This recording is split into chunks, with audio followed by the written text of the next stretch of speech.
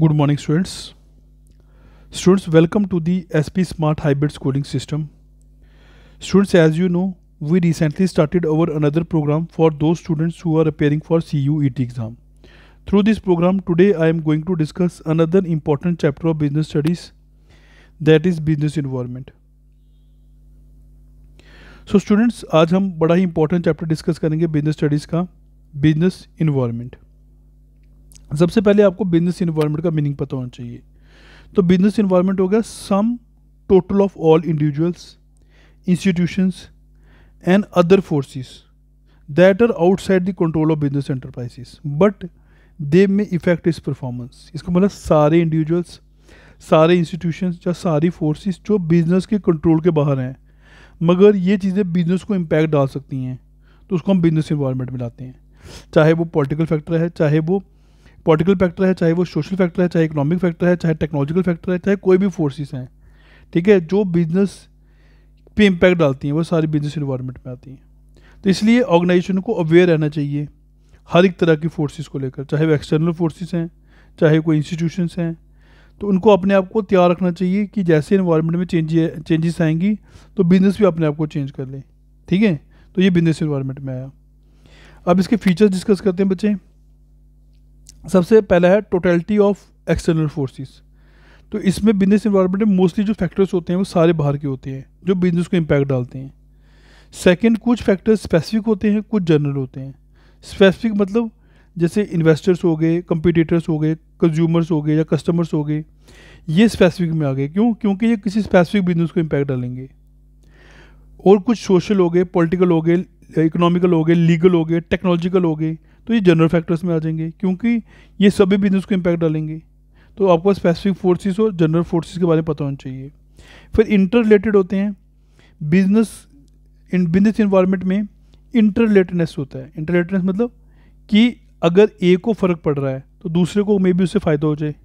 तो यहाँ पे इंटर रिलेटेडनेस होगा. क्या पता, जैसे कोल्ड ड्रिंक आज लोग पीना बंद कर दें, कोल्ड ड्रिंक्स, तो जूसेस की वैल्यू बढ़ जाएगी. तो एक को घाटा पड़ा, दूसरे को फायदा हो गया. तो ये इंटर रिलेटेडनेस होता है इसमें. Next, dynamic mean to say change according to the environment. तो जो बिजनेस इन्वायरमेंट होता है वो बिजनेस इन्वायरमेंट के अकॉर्डिंग चेंज होता रहता है. अनसर्टनिटी, तो बिजनेस में अनसर्टनिटी होती है क्योंकि आप प्रेडिक्ट नहीं कर सकते कि फ्यूचर में क्या होगा. तो बिजनेस इन्वायरमेंट में अनसर्टेन होता है, हम प्रेडिक्ट नहीं कर सकते फ्यूचर में क्या होगा.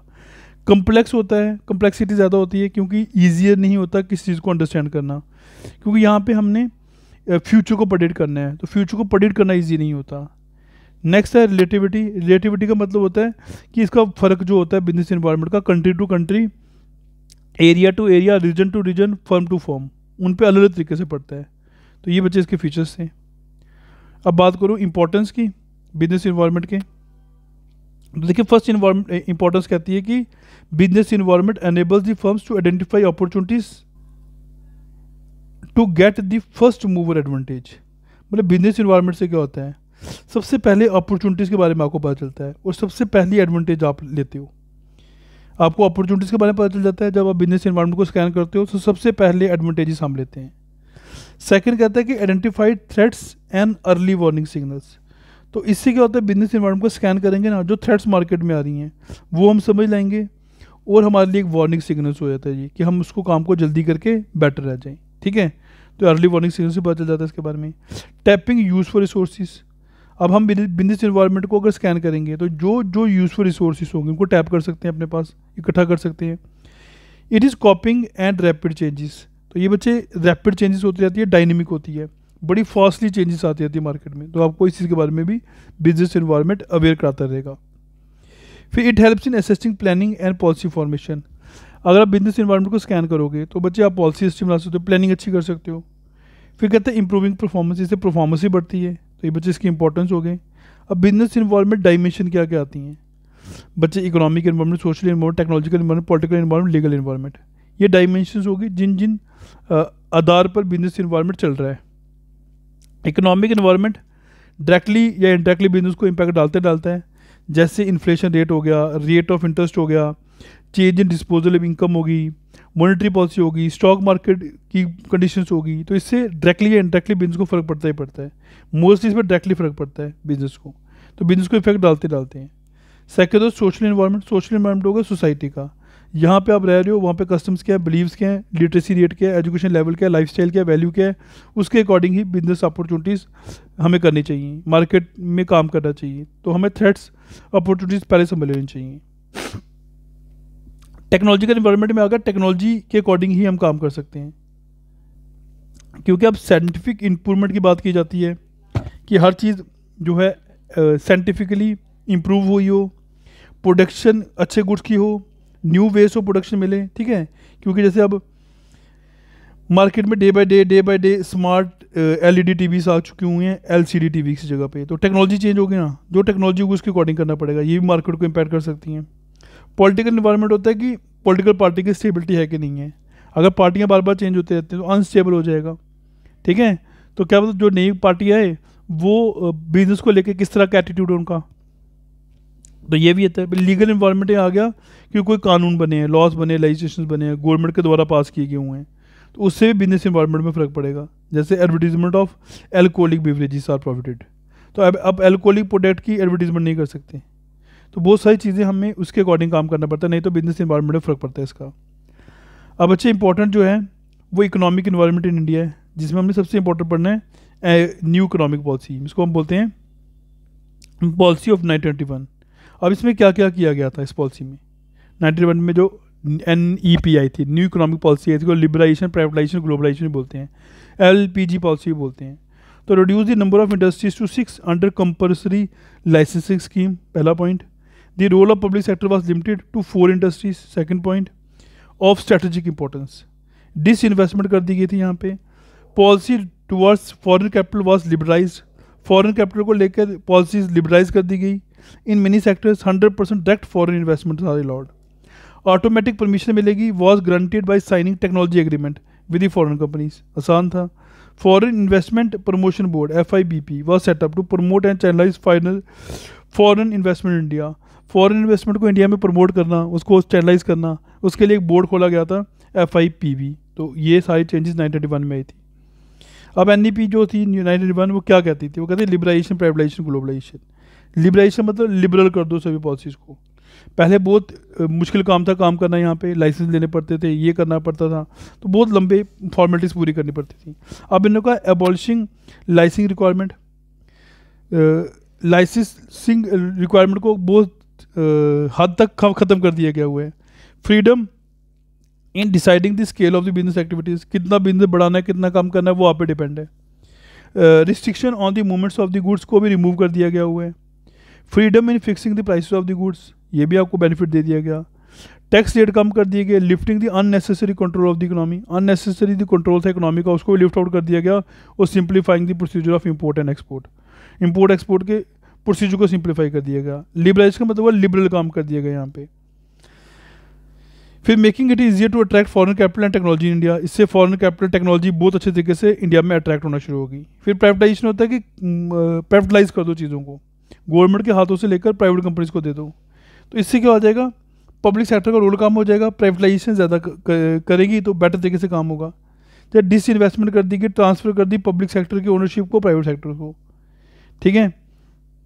If there is dilution of the government ownership beyond 51%, it would result in transfer of ownership and management to the enterprises to the private sectors.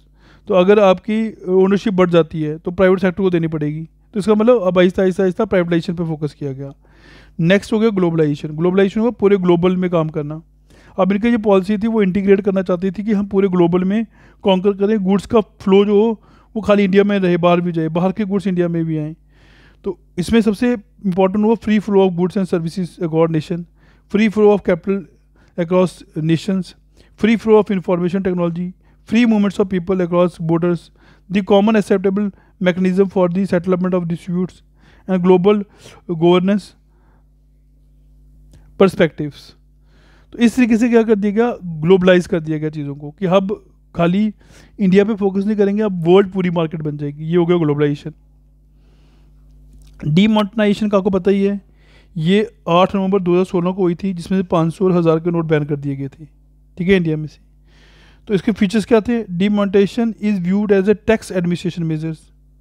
फिर demonetisation is also interpret the shift on the part of the government indicating that tax evasion with no longer tolerated and accepted. Government ने कहा tax नहीं छोड़ सकते, tax देना ही देना पड़ेगा, क्योंकि ब्लैक मनी बहुत ज़्यादा हो गई थी। Demonetisation also led to be tax administration channelising saving into the formal financial system. तो इससे भी क्या हुआ, जो टैक्स एडमिनिस्ट्रेशन सिस्टम था उसको चैनलाइज करने में आसानी होगी। और सबसे इंपॉर्टेंट रहा कि कैशलेस पे फोकस करना शुरू कर दिया हमने।